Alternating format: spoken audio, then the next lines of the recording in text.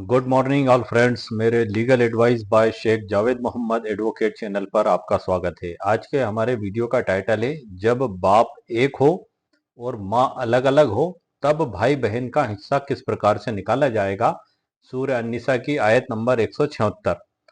ये इससे जस्ट कुछ दिन पहले ही मैंने एक वीडियो अपलोड किया था, वो उसके ठीक विपरीत था कि जब माँ एक हो और बाप अलग अलग हो तब बंटवारा किस प्रकार से किया जाएगा। ये आयत नंबर 12 जो सूरह अन्निसा पारा नंबर 4 लन तनालु की उस पर आधारित था। इसमें दोनों में थोड़ा सा डिफरेंस बता दूं, क्योंकि आज का वीडियो तो सर हमारा छोटा सा ही वीडियो है। 3 उदाहरण मैंने इसमें लिए आप लोगों के लिए। एक उदाहरण से मैं समझाऊंगा। जब एक अल्लाती बहन हो, अल्लाती बहन का मतलब ये है कि बाप एक है और माँ अलग अलग है, इसलिए मैंने इसमें अल्लाती शब्द इस्तेमाल किया है, क्योंकि आयत नंबर 12 में अखियाफी शब्द का इस्तेमाल हुआ। अखियाफी ये भी अरबी भाषा का शब्द है जिसका मतलब होता है माँ एक है और बाप अलग अलग है। अल्लाती मतलब बाप एक है और माँ अलग अलग है। तो 3 सरल उदाहरण है, छोटे से उदाहरण है, 2 मिनट में मैं आपको समझा दूंगा। लेकिन हर वीडियो में उस छोटे से 2 मिनट के उदाहरण को समझाने से पहले कुछ बेसिक आधार बताना जरूरी है। जो मुस्लिम लॉ में, जो मुस्लिम विधि में जो बेसिक स्रोत बताए गए कुरान पाक में, अल्लाह सुब्हानहू तआला की ओर से जो हुक्म फरमाया गया है, और जो मुस्लिम विधि में जो उसके जो जिसको हम कह सकते हैं कि बुनियादी आधार, यदि हमने इनको जान लिया, समझ लिया, तो हम पूरा बंटवारे की प्रोसेस को समझ ही जाएंगे। तो इन बेसिक आधार को मैं मेरे हर वीडियो में ही बताता हूँ। तो आज के वीडियो में भी आपको इन सभी जरूरी बेसिक आधारों को बताऊंगा। और 3 सरल उदाहरण है। यदि एक अल्लाती बहन है, यदि 2 या 2 से अधिक अल्लाती बहन है, और भाई और बहन है, इन तीनों में बंटवारा किस प्रकार से किया जाएगा आयत नंबर 176 के हवाले से हम देखेंगे। इसमें आगे बढ़ने से पहले मैं आपको कुछ जरूरी डेफिनेशंस भी मैं बता दूं, जैसे कि असाब का सिद्धांत और डॉक्ट्रिन ऑफ रद्द का सिद्धांत, इन सब का उपयोग होता है सर मुस्लिम विधि के अंदर। और सुप्रीम कोर्ट का एक लैंडमार्क जजमेंट है जोरानबी विरुद्ध डी इमाम खान, 16 अक्टूबर 2025 का ही है। इसी के हवाले से बता देता हूं मैं आपको। मुस्लिम विधि में भी दिया हुआ है, लेकिन इस जजमेंट के पैरा क्रमांक 11 में विशेष तौर से सुप्रीम कोर्ट ऑफ इंडिया के द्वारा कुरान पाक की सूरह अन्निसा की आयत नंबर 12 का पूरा तर्जुमा लिखकर मुल्ला की विधि का हवाला देकर जो है कि पूरा जो है कि जजमेंट दिया गया था। वो जजमेंट में शॉर्ट में मैं आपको बता दूं, बहुत कुछ सामग्री और जानकारी है सर, शॉर्ट में बताता चलता हूं आपको, फिर हम डिजिटल ई बुक की ओर बढ़ेंगे जो मैंने आपके लिए तैयार करके रखी है पूरा मैटर। डिजिटल ई बुक की लिंक वीडियो के नीचे डिस्क्रिप्शन बॉक्स में मेरे द्वारा दे दी गई है। यदि आपको आवश्यकता महसूस हो तो आप उसको वहां से खरीद भी सकते हैं। अब ये जो जोरान बी विरुद्ध डी इमाम खान का सुप्रीम कोर्ट ऑफ इंडिया का फैसला है, इसके थोड़े से फैक्ट बता दूं और उसमें ये सारी परिभाषाएं भी मैं आपको समझा दूंगा। चांद खां और इमाम खां, 2 भाई, और चांद खां की पत्नी जोरा भी, 3 लोग ये हो गए। चांद खां का इंतकाल हो गया। चांद खां बेऔलाद थे, कोई औलाद नहीं थी। यहाँ पर हम एक परिभाषा समझ लेते हैं कलाला की, कि जब कोई मृतक, कोई भी मुसलमान व्यक्ति ऐसा मरता, उसका इंतकाल होता है कि उसकी ना बाप दादा हो और ना औलाद, मतलब बेटा बेटी पोता पोती कोई ना हो। मतलब यदि हम उसको अरबी भाषा के शब्दों में समझें तो उसका उसूल और फुरू दोनों हो, दोनों ना हो। उसूल मतलब होता है रूट्स, मतलब जड़ें, मतलब बाप दादा ऊपर की पीढ़ी में, और फ्रू का मतलब होता है ब्रांचेस, मतलब नीचे की पीढ़ी में औलाद कोई ना हो, बेटा बेटी पोता पोती। तो इस स्थिति में यदि कोई व्यक्ति मरता है, उसका इंतकाल होता है मुस्लिम व्यक्ति का, तो उसको कलाला कहा जाता है। कलाला की स्पेशल आयत सूरह अन्निसा की आखिरी आयत 176 है। और आयत नंबर 12 में भी डेफिनेशन यही दी गई है, आपको थोड़ा सा गौर ये करना है। लेकिन वह कलाला शब्द का कहीं इस्तेमाल नहीं हुआ है, लेकिन डेफिनेशन यही दी गई है। तो वहां और इसमें डिफरेंस सिर्फ यह आता है कि वहां पर बराबर अनुपात में भाई बहन में संपत्ति का बंटवारा होता है, स्त्री पुरुष में। और यहाँ पर जो है कि वही नियम लागू होता है जो आयत नंबर 11 में दिया गया है सूरह निसा की, कि बेटा बेटी से 2 गुना प्राप्त करेगा। ये थोड़ा सा डिफरेंस है। अब हम थोड़ा सा मुद्दे की बात पर आ जाते हैं। मैंने आपको दूसरी जानकारियां भी दे दी बीच में। तो एक तो सर हमारी कलाला की परिभाषा इसमें स्पष्ट हो गई। दूसरा, रेसिड्यूरी, असाब क्या होता है, तो इसी में असाब को भी परिभाषित किया गया है। रेसिड्यूरी के सिद्धांत के आधार पर ही इसको परिभाषित किया गया है। और जो डॉक्ट्रिन ऑफ रद्द का जो सिद्धांत है वो मुल्लास प्रिंसिपल लॉ की धारा 66 में दिया गया, और रेसिड्यूरी की डेफिनेशन धारा 65 में दी गई है। यहाँ पर आप देख लें, मैंने डिजिटल ई बुक के अंदर पूरी डेफिनेशन लिखी हुई है इंग्लिश में भी, और उसकी सरल व्याख्या हिंदी में की है, और सरल उदाहरणों के साथ समझाया भी है, जो डिजिटल ई बुक में मौजूद है। मैं आपको शॉर्ट में बता देता हूँ, ये सब कुछ हमारे वीडियो के टाइटल से ही संबंधित है सर इन सबको। वो तो 3 उदाहरण तो मैं आपको सिर्फ 2 मिनट में पढ़ के समझा दूंगा, लेकिन उससे पहले आप सब चीजें देख लें। अब ये जो रेसिड्यूरी है, ये जो सुप्रीम कोर्ट ऑफ इंडिया का जो जजमेंट है, इसमें इसका पूरा पूरा इस्तेमाल किया गया है और सुप्रीम कोर्ट ऑफ इंडिया के द्वारा इसी को बेसिक आधार मानकर इसमें जजमेंट दिया गया। कुरान पाक की आयत नंबर 12 मुल्ला की विधि और रेसिड्यूरी किस प्रकार से दिया गया, थोड़े से फैक्ट मैं आपको बता देता हूं कि चांद खां का इंतकाल हो गया। चांद खां जैसे ही किसी मुस्लिम व्यक्ति का इंतकाल होता है सर, उसके बाद ही उत्तराधिकारोपण होता है, उसके जीवित रहते उत्तराधिकारोपण नहीं होता। यहाँ पर एक बात और आप समझ लें, चांद खां का इंतकाल हुआ तो उनकी संपत्ति में, चूंकि वो बेऔलाद थे, तो उनके भाई इमाम खां और उनकी पत्नी जोहरा भी ने उनकी संपत्ति में दावा किया। अब जो भाई इमाम खां थे, उनकी तरफ से कोर्ट में एक अपना पक्ष ये रखा गया कि मृतक चांद खां ने उनकी जीवित अवस्था में एग्रीमेंट टू सेल के जरिए कुछ प्रॉपर्टी बेच दी थी, तो उसको बंटवारे में शामिल नहीं किया जाए। मामला चलते चलते लोअर कोर्ट, हाई कोर्ट और सुप्रीम कोर्ट तक पहुंचा। सुप्रीम कोर्ट ने इसमें डिसाइड किया कि एग्रीमेंट टू सेल से किसी को भी मालिकाना हक प्राप्त नहीं होते हैं। संपत्ति अंतरण अधिनियम 1882 की धारा 54, 100 रुपए से ऊपर की संपत्ति है तो आपको रजिस्ट्रेशन करवाना होगा। रजिस्ट्रेशन एक्ट 1908 की धारा 17 में भी बताया गया है कि यदि कोई संपत्ति की खरीदी बिक्री होती है तो आपको उसको रजिस्ट्रेशन करवाना होगा। वर्तमान में ऑनलाइन हो रहा है ये सब कुछ। इसी के साथ इसी अधिनियम रजिस्ट्रेशन एक्ट 1908 की धारा 49 ये कहती है कि जिन डॉक्यूमेंट्स का रजिस्ट्रेशन आवश्यक है और यदि उनका रजिस्ट्रेशन नहीं करवाया गया है तो उससे आपको कोई राइट्स प्राप्त नहीं होंगे। जैसे आपने खरीदी बिक्री कर ली तो आप मालिक नहीं माने जाएंगे, विधि अनुसार नहीं माने जाएंगे। यदि आप कोर्ट में जाएंगे और आप उस कागज को पेश करेंगे, कई लोग करते हैं कि रजिस्ट्रार ऑफिस में जाकर रजिस्ट्रेशन नहीं करवाया कि स्टाम्प ड्यूटी देना पड़ेगी, हम कहाँ जाएं, सादे कागज पर लिख लिया, वकील साहब से नोटरी करवा ली। जब कोई मामला आया तो अदालत में पहुंचे कि ये सर हमारे पास तो रजिस्ट्री है और हम तो इससे मालिक हैं, तो कोर्ट उसको नहीं मानेगी सर, क्योंकि कोर्ट कानून से चलेगी। रजिस्ट्रेशन एक्ट 1908 की धारा 49 वहां देखी जाएगी। यदि आपने कब्जा ले लिया है तो कब्जे के संपार्श्विक रूप से उसको इतना देखा जा सकता है कि यहाँ कब्जा हुआ है, लेकिन उस डॉक्यूमेंट से आपको मालिकाना हक प्राप्त नहीं होगा।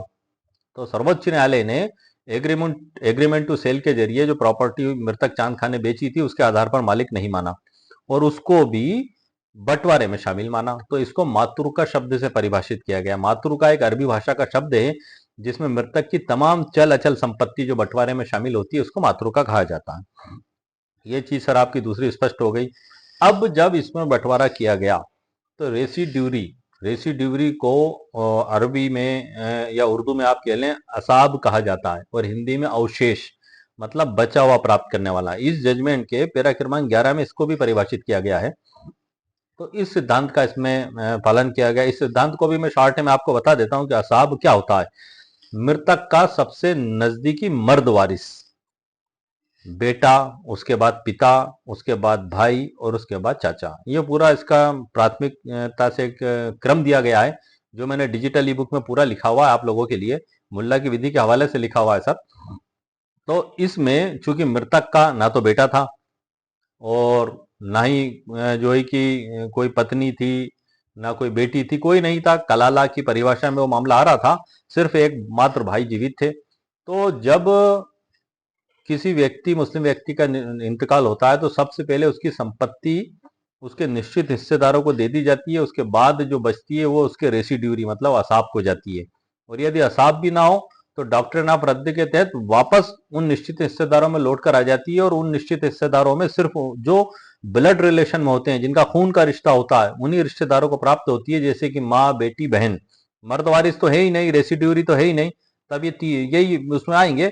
और हनफी कानून के तहत डॉक्ट्रिन ऑफ रद्द के सिद्धांत का लाभ पति और पत्नी को कभी नहीं मिलता। इसका भी अपवाद है मुल्ला की विधि में, धारा 66 में मैं आपको बता दूंगा, उसमें ये अपवाद दिया गया। अब चूंकि हम अभी यहाँ पर समझ लेते हैं जजमेंट को सर, जो मैं आपको बता रहा हूँ। तो इसमें रेसिड्यूरी जो है कि भाई को माना बचा हुआ प्राप्त करने वाला। तो इसमें चूंकि आयत नंबर 11-12 में ये बताया गया है कि पत्नी का हिस्सा पति की संपत्ति में 1/4 होता है और यदि औलाद हो तो 1/8 हो जाता है।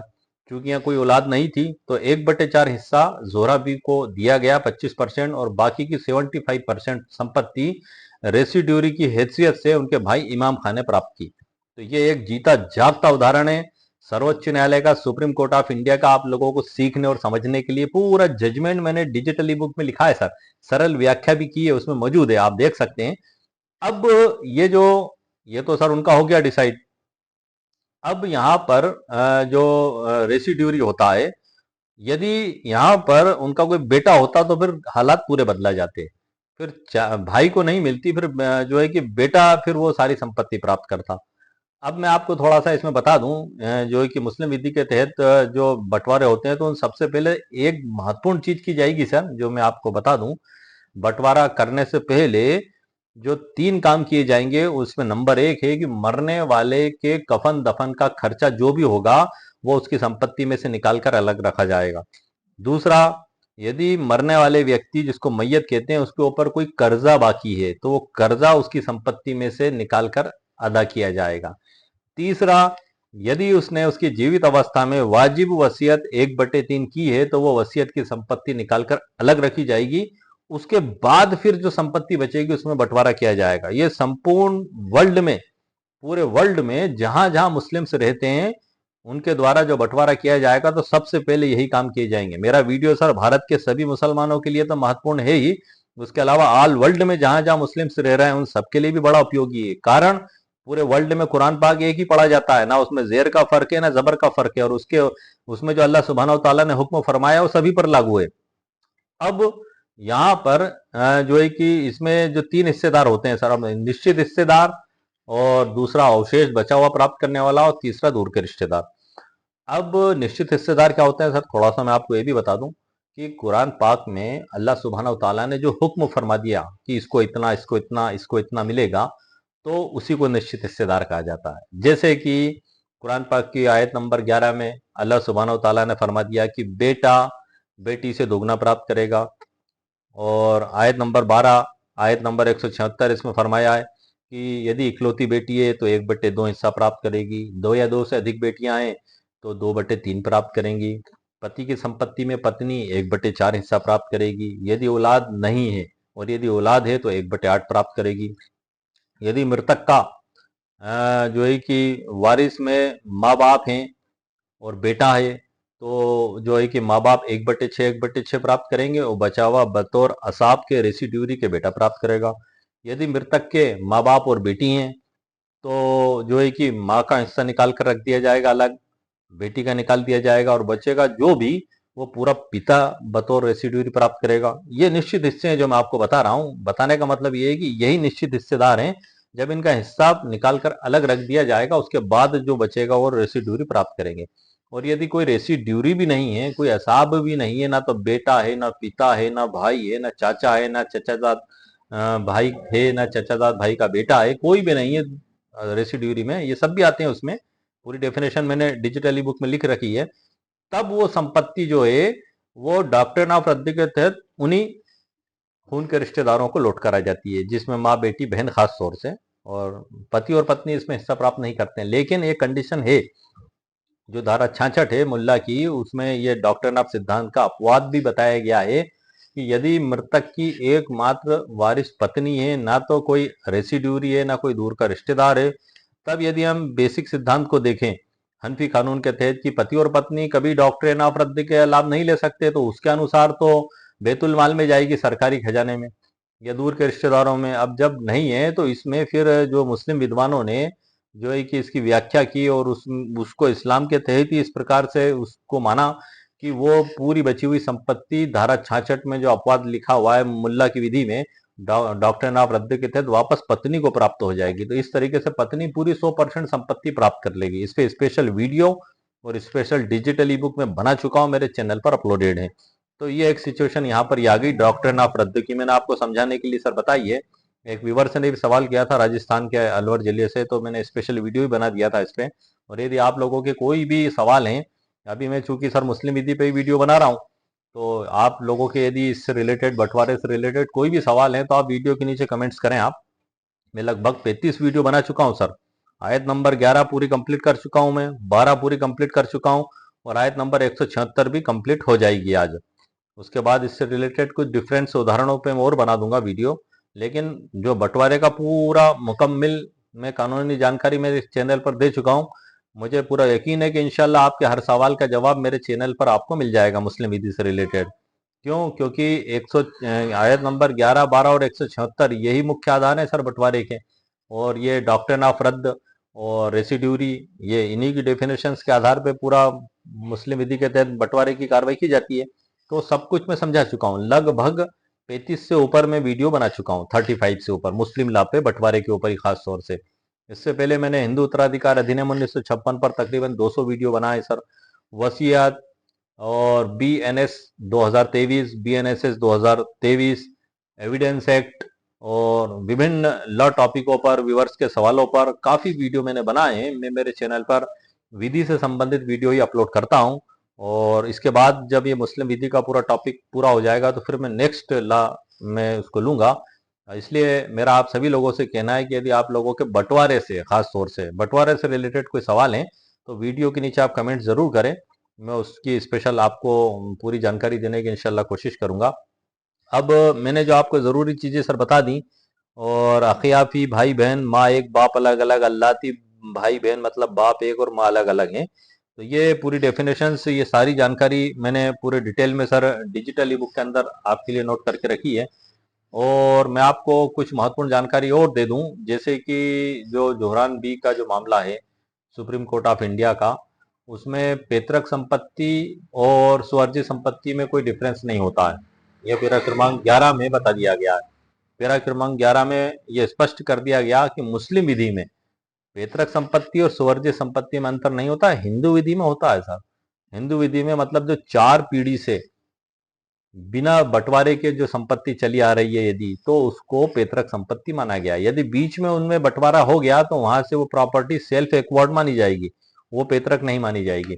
इस पे मैंने स्पेशल वीडियो बनाए मेरे चैनल पर, और 2-3 वीडियो तो सर काफी वायरल भी हुए मेरे, लगातार देखे जा रहे हैं। वो 1 घंटे का वीडियो इस पे मैंने बनाया है मेरे चैनल पर। मिताक्षरा, दया भाग, बंगाल विधि पूरी, और सुप्रीम कोर्ट के लैंडमार्क जजमेंट पूरे हवाले के साथ बनाया है सर। उस पर मैंने मेरे चैनल पर आप अपलोडेड है, देख सकते हैं।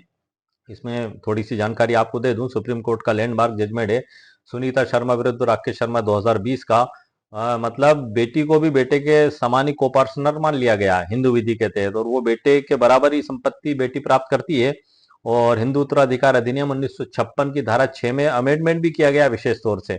इन सब पे, धारा 6 पे, हिंदू उत्तराधिकार अधिनियम की धारा 8 पे, सभी पे मैं वीडियो सर चैनल पर बना चुका हूँ, और लगातार बना ही रहा हूँ। मैं जो भी नई जानकारी मुझे जैसी प्राप्त होती है, मैं कंफर्मेशन होता है मुझे ला का और सुप्रीम कोर्ट साइटेशन का, तो बना ही देता हूँ मैं उस पर।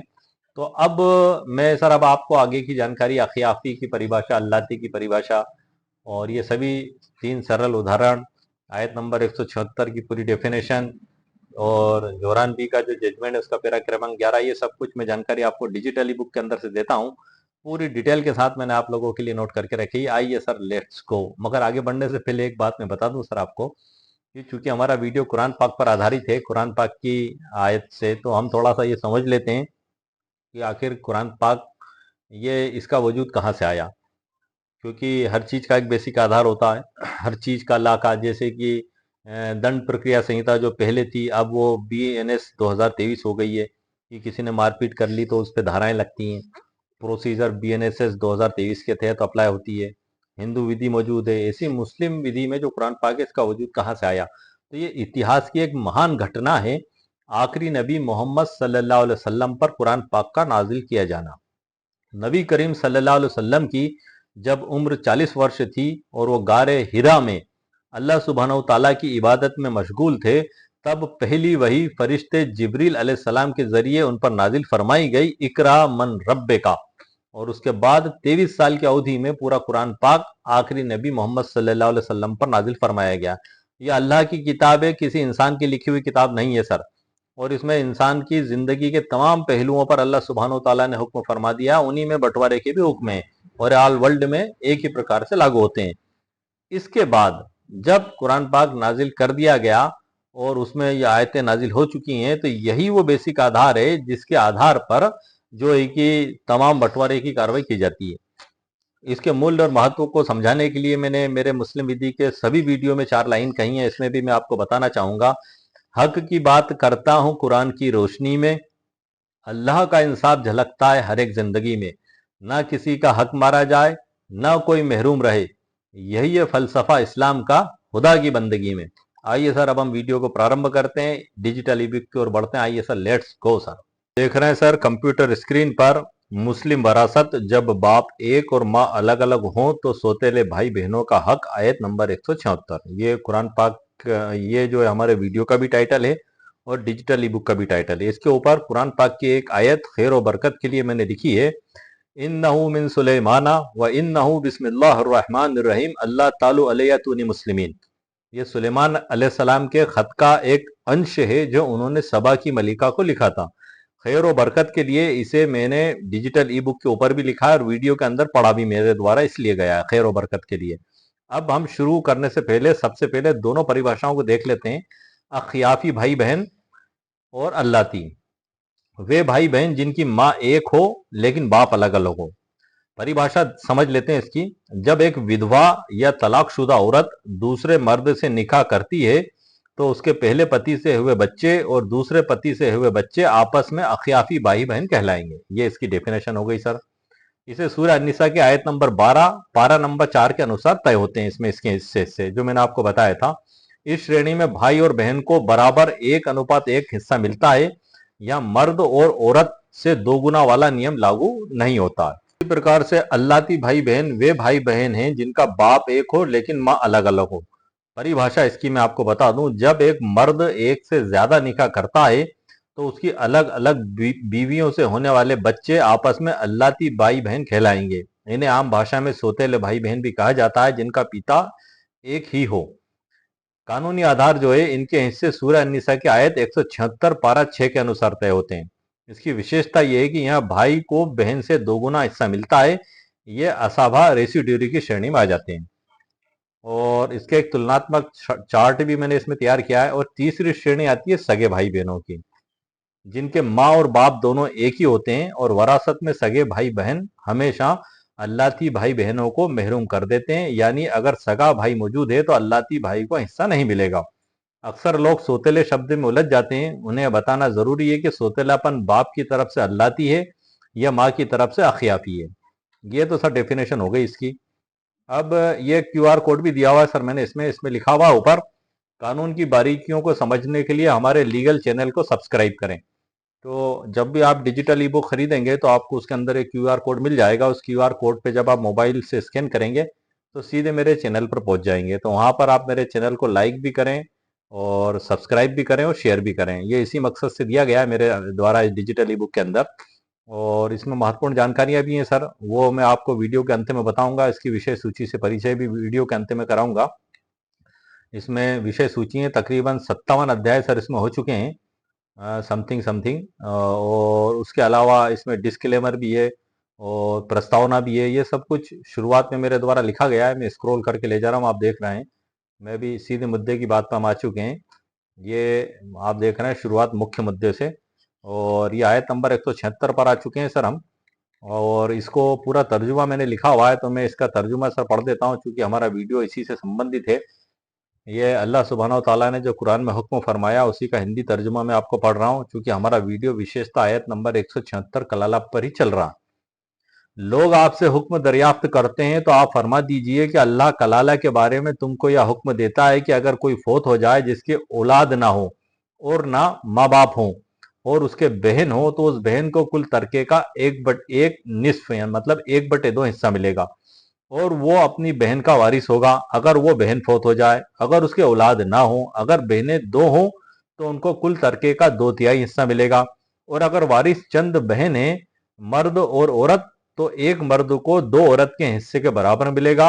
अल्लाह तुमसे दीन की बात इसलिए बयान करता है कि तुम गुमराही में ना पड़ो और अल्लाह हर चीज को खूब जानने वाला है। आयत नंबर 176। ये मैंने इसलिए पढ़ दिया क्योंकि इसमें सारे हिस्से आ चुके हैं 176 के, जो आपने सुन लिए ध्यान से। अब इसको मैंने इसकी सरल व्याख्या की है, इसको अरबी में भी लिखा हुआ है और उसकी सरल व्याख्या की है। जैसे कि इसमें आया है एक हिस्सा इकलौती बहन का हिस्सा, इस पे मैं वीडियो बना चुका हूँ। भाई का हिस्सा इस पे भी बना दिया। 2 या 2 से ज्यादा बहनें इस पे भी मैंने बना दिया। भाई और बहन दोनों होने पर ये वीडियो मैं आज बता रहा हूँ और इसमें साथ में 2 और उदाहरण मैंने शामिल कर लिए दूसरे भी। इसकी व्याख्या भी मैंने किया, ये आपको मैंने बता दी सर। सरल उदाहरण पर हम आते हैं कि जो कलाला की स्थिति सर मैंने आपको बता दी। कि कोई व्यक्ति ऐसी स्थिति में फौत हो जाए कि उसकी कोई औलाद, बेटा बेटी, पोता पोती ना हो, उसका बाप जीवित ना हो, ऐसी स्थिति को शरीयत में कलाला कहा जाता है। अब ये उदाहरण मैंने इसमें जो शामिल किए हैं उसमें उदाहरण नंबर 1 हम देख लेते हैं सर। सबसे पहले मान लीजिए कि एक व्यक्ति, झेड नामक व्यक्ति फौत हो चुका है। उसकी अपनी कोई संतान नहीं है और माता पिता भी पहले ही फौत हो चुके हैं। उसके वारिसों में केवल वे भाई बहन है जिनका पिता तो एक ही था लेकिन माताएं अलग अलग थी। यहाँ पर आप स्थिति ध्यान रखिएगा सर, यहाँ पर बाप एक है और माँ अलग अलग है। अल्लाती वाली डेफिनेशन लागू होगी, 2:1 का नियम लागू होगा, मतलब पुरुष स्त्री से 2 गुना प्राप्त करेगा। अब इसमें 1 करोड़ रुपए को मैंने उदाहरण में शामिल किया है कि 1 करोड़ रुपए की मान लेते हैं हम संपत्ति है। 3 उदाहरण है ABC। ए में यदि केवल एक बहन है, अब वो बहन अल्लाती बहन है, आप समझ लें 176 के हिसाब से, तो आयत 176 के अनुसार उसे कुल संपत्ति का आधा 1/2 मिलेगा। तो 1 करोड़ रुपए में हमने 2 का भाग लगाया तो 50 लाख रुपए आए, तो ये बहन का हिस्सा हो गया 1/2, 50 लाख रुपए। ये उदाहरण नंबर 1 हो गया। उदाहरण नंबर 2, यदि 2 या 2 से अधिक अल्लाती बहनें हो तो इसमें 2/3 का हुक्म फरमाया अल्लाह सुब्हानहू तआला ने आयत नंबर 176 में, तो हम इसका 2/3 हिस्सा निकालेंगे। तो 1 करोड़ का 2/3 हिस्सा होता है 66,66,666 रुपए। तो ये दोनों बहनें इस 66,66,666 रुपए को आपस में बराबर बांट लेंगी। ये दूसरा उदाहरण हो गया सर। मैंने कहा था सर 2 मिनट में समझा दूंगा आपको। तीसरा उदाहरण है सर हमारा C। यदि अल्लाती भाई और बहन दोनों हो तब हिस्सा कैसे निकाला जाएगा? यहाँ पर 2:1 का नियम लागू होगा। एक भाई का हिस्सा दोनों बहनों के बराबर होगा। मान लीजिए कि एक भाई और एक बहन है, कुल 3 हिस्से इसमें करना होंगे। तो भाई का हिस्सा इसमें आया सर 66,66,666 रुपए, ये दोगुना हो गया। इसका आधा हुआ 33,33,333 रुपए, ये बहन का हिस्सा हो गया। तो ये सर मुकम्मल कानूनी जानकारी उदाहरण के साथ मैंने आपको आज के वीडियो के टाइटल के आपको दे दी है। अब मैं आपको सुप्रीम कोर्ट के जजमेंट के बारे में भी कुछ बता देता हूँ। और भी मैंने इसमें बहुत कुछ शामिल किया है, मृतक कलाला है, अखियाफी भाई बहन, और भी सरल उदाहरण है। मैं फिर नेक्स्ट वीडियो में उस पर जानकारी दूंगा। ये सर मैंने डॉक्ट्रिन ऑफ रद्द को पूरा इसमें लिखा हुआ है। ये असाब की परिभाषा है, Mulla's principle of Mohammedan law section 65। if there are no shares or if there are shares but there is a residue left after satisfying their claims, the whole inheritance or the residue as the case may be devolves upon reducing the order set forth in the annexed table P54A। ये पूरा मैंने sir पूरा type किया हुआ है जो मुल्ला की विधि में। उसके बाद इसकी सरल व्याख्या मैंने इसमें की है। असाब के सिद्धांत की जो डेफिनेशन मैंने आपको बता दी है, ये पूरी डेफिनेशन मैंने इसमें लिखी हुई है सर। उसके बाद ये 65 है, पूरे अनेक्स टेबल भी इसमें मैंने लिखी हुई है। ये सब कुछ इसमें मौजूद है। और भाई भतीजे बनाम चचा भतीजे का मामला इसमें मैंने लिखा हुआ है। और इसी प्रकार से सरल उदाहरण भी मैंने इसमें लिखे हैं। ये डॉक्ट्रिन ऑफ रद्द को भी मैंने लिखा हुआ है सर। धारा 66 है मुल्ला की विधि की, मुल्लास प्रिंसिपल ऑफ मोहम्मदन लॉ। और ये मुल्ला के जो प्रिंसिपल के सिद्धांत हैं सर, ये पूरे जो है कि इसमें धारा के साथ दिया गया है पूरा। इसी के अंदर से मैंने सारी जानकारी आपके लिए डिजिटल ई बुक में लिखी है। और ये जो डिजिटल ई बुक क्या है सर, ये प्रॉब्लम सॉल्यूशन ई बुक कहता हूं मैं इसको। विभिन्न कानूनों का, विभिन्न सुप्रीम कोर्ट जजमेंट का एक जगह संग्रह, इस मकसद से, इस नियत से करना कि किसी एक प्रॉब्लम को सॉल्व किया जा सके। क्योंकि ये बुक जो है इसमें सब कुछ कानून मिल जाएंगे, लेकिन जब प्रॉब्लम पैदा होगी तो वो किस प्रकार से इसको अप्लाई किया जाएगा, वो मेरे द्वारा स्पेशली डिजिटल ई बुक आप लोगों के लिए तैयार की जाती है, ताकि वो समस्या जो इस प्रकार की है उसका समाधान निकाला जा सके। ये सेक्शन 66 लिखी है सर मैंने इसमें, रिटर्न ऑफ रद्द। if there is a left after satisfying the claims of shares but there is no residue, the reverts to the shares in proportion to their shares, this right of reverter is technically called return or रद्द। इसका जो अपवाद है जो मैंने आपको बताया था, जिसके तहत पत्नी पूरी संपत्ति 100% की मालिक बन गई, तो अपवाद ये है सर, ये neither the husband nor wife is entitled to the return so long as there is any other heir, whether he be a sharee of a distant kisman, but if there is no other heir, the residue will go to the husband or the wife as the case may be by return। ये इसमें बताया गया, पूरी संपत्ति प्राप्त कर लेगी। इसको भी पूरी डेफिनेशन के साथ मैंने सर इसमें लिखा हुआ है। रद्द के सिद्धांत को भी, इसके ऊपर मैं स्पेशल वीडियो बनाऊंगा सर, रद्द का सिद्धांत प्रिंसिपल ऑफ मुल्लास के तहत। और जो है कि असाब के ऊपर भी मैं स्पेशल वीडियो बना दूंगा। ये सब कुछ सर मैंने इसमें दिया हुआ है। मैं आपको इसके अंत में लेके चलता हूँ सर। ये अंत में मैं आ चुका हूँ सर इसमें। और तकरीबन इसमें 747 पेज के समथिंग सर इसमें हो चुके हैं डिजिटल ई बुक में। और जो है कि जब इसका पीडीएफ बना जाता है, पीडीएफ में कन्वर्ट की जाती है, तो कुछ पेज इसमें कम हो जाते हैं। अब मैं इसके अध्यायों से सर आपको और परिचित करा दूं। अध्याय से परिचित इसलिए मैं करा रहा हूं कि जो जो अध्याय के मैं नाम पढ़ूंगा उन सभी पर मैं मेरे चैनल पर वीडियो अपलोड कर चुका हूं। अब जरूरी नहीं है कि मेरा वीडियो हर व्यक्ति तक पहुंच पाए, तो जो भी आप लोग मेरा वीडियो देख रहे हैं, तो आपके दोस्त, आपके साथी, यदि उनका प्रॉब्लम से जुड़ा हुआ कोई अध्याय अगर आता है, तो उसका डिटेल वीडियो आप मेरे चैनल पर जाकर देख सकते हैं। मेरा पढ़ने का मुख्य मकसद एक तो ये है। दूसरा मुख्य मकसद ये है कि आपको ये पता लग पाएगा कि आखिर इस डिजिटल ई बुक में क्या क्या है। क्योंकि आप खरीदने से पहले आपको ये देखना जरूरी है, आप डिसीजन ले पाएंगे कि आपके लिए उपयोगी है या नहीं। यदि आपको लगता है आपके लिए उपयोगी, तभी आप इसको परचेस करें। 299 रुपये इसकी कीमत मेरे द्वारा रखी गई है। और गूगल पे भी ये मौजूद है। पूरे वर्ल्ड में 75 से अधिक देशों में भी ये डिजिटल ई बुक खरीदी जा सकती है। और इंडिया वालों के लिए स्पेशल लिंक मेरे द्वारा दी गई है। 299 रुपये कीमत मेरे द्वारा रखी गई है। और डिजिटल जो गूगल प्लेटफॉर्म है, वहां पर international charges, platform charges, taxes को मिला के वहां पे 50 रुपये 50 पैसे मात्र ऊपर वहां पर सेल की जा रही है विशेष ऑफर में। आप चाहें तो आपकी स्वेच्छा है, जहां आपको अच्छा लगे आप उसको वहां से खरीद सकते हैं। अब मैं इसके सीधा अध्याय पर लेकर चलता हूं सर। उसके बाद मैं इसकी डिस्क्लेमर भी आपको बता दूं। डिस्क्लेमर का मतलब ये है कि सर ये आप जो है कि ये एक डिजिटल ई बुक है, इसको आप कोर्ट में जज साहब के सामने पेश नहीं कर सकते। लेकिन इसके अंदर जो दिए गए हैं, जैसे सुप्रीम कोर्ट के जजमेंट्स हैं और जो बेसिक आधार हैं, आप उसके आधार पर आपके वकील साहब को आप बताएं, आपके वकील साहब कोर्ट में वो बेसिक ला पेश कर देंगे। सुप्रीम कोर्ट जजमेंट है तो ओरिजिनल बुक ले जाकर पेश कर देंगे। एक आपको एक अंधेरे से उजाले की ओर ले जाने का मेरा प्रयास है। एक रास्ता तो मिल ही जाएगा। आदमी अक्सर ये सोचता है कि मुसीबत में फंस गया तो अब हम क्या करें। तो उस क्या करें का जवाब सर आपको मेरे डिजिटल ई बुक में मिल जाएगा। आपके हर प्रॉब्लम का समाधान करने की कोशिश मेरे द्वारा की गई है इसमें। अध्याय 1, 2, 3, 4 ये सामान्य है। प्रस्तावना, बच्चों का भविष्य, यतीमों का अधिकार, विरासत का कानून। 5वें से मैंने वीडियो बनाना चालू किया। औलाद के बीच बंटवारा, बेटा और बेटी, 2:1 के अनुपात का सिद्धांत और उसकी हिकमत। 6 में जब केवल पुत्रियां ही वारिस हों। अध्याय 7 में इकलौती बेटी का क्या अधिकार होगा। अध्याय 8 में माता पिता का हिस्सा जब औलाद मौजूद हो। पिता का हिस्सा जब औलाद मौजूद हो। अध्याय 9 में माता पिता का हिस्सा जब औलाद न हो। अध्याय 10 में भाई बहनों की मौजूदगी और माँ का हिस्सा कैसे निकाला जाएगा। अध्याय 11 में वसीयत और ऋण की प्राथमिकता। अध्याय 12 में पति का अधिकार पत्नी की संपत्ति में। 13 में पत्नी का अधिकार पति की संपत्ति में। 14 में कलाला का मामला, इसकी परिभाषा। 15, 16, 17, 18, 19, 20 ये सामान्य है। इसमें अल्लाह की सीमाएं, नाफरमानी के परिणाम, सामाजिक नैतिकता, तौबा का द्वार, अस्वीकार्य तौबा। उसके बाद विरासत, वसीयत, हिबा, ये सब है सामान। उसके बाद 26 में दादा की संपत्ति और पोते का अधिकार, एक विशेष विश्लेषण। इस पे वीडियो नहीं बनाया मैंने, वीडियो बनाऊंगा। उसके बाद प्रश्न और उत्तर भी शामिल किए मैंने इसमें। और फिर उसके बाद 29वां अध्याय सर हमारा आता है, जो मैं आपको बता रहा हूँ। 25, 26, 27, 28 और ये 29। एक भाई और 5 बहनों में जायदाद का बंटवारा कैसे होगा मुस्लिम विधि में। 30वें अध्याय में क्या सौतेली माँ को पूरी जायदाद मिलेगी, बेटी का 87.5% हिस्सा कैसे। और अध्याय 31 में मुस्लिम वरासत, क्या भाई बहन की मौजूदगी में माँ का हिस्सा कम हो जाता है। अध्याय 33 में असाब और रद्द का सिद्धांत, इस पे बनाऊंगा सर मैं। और 35वें अध्याय में 1 करोड़ का कानूनी बंटवारा, पत्नी, माँ और बाप का हिस्सा, उमरात नियम का असली गणित, हजरत उमर रजी अल्लाह ताला के टाइम का है मामला ये। अध्याय 36 में माँ का हिस्सा 1/3 या 1/6, भाई बहनों की मौजूदगी में वरासत का नियम।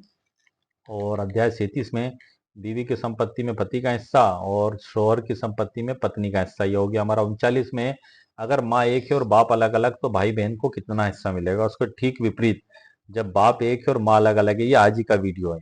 और माँ वाला जो ये मैं बना चुका हूँ अध्याय नंबर 39 में। 40 में मुस्लिम वरासत कलाला क्या है, भाई और बहनों का हिस्सा कितना है।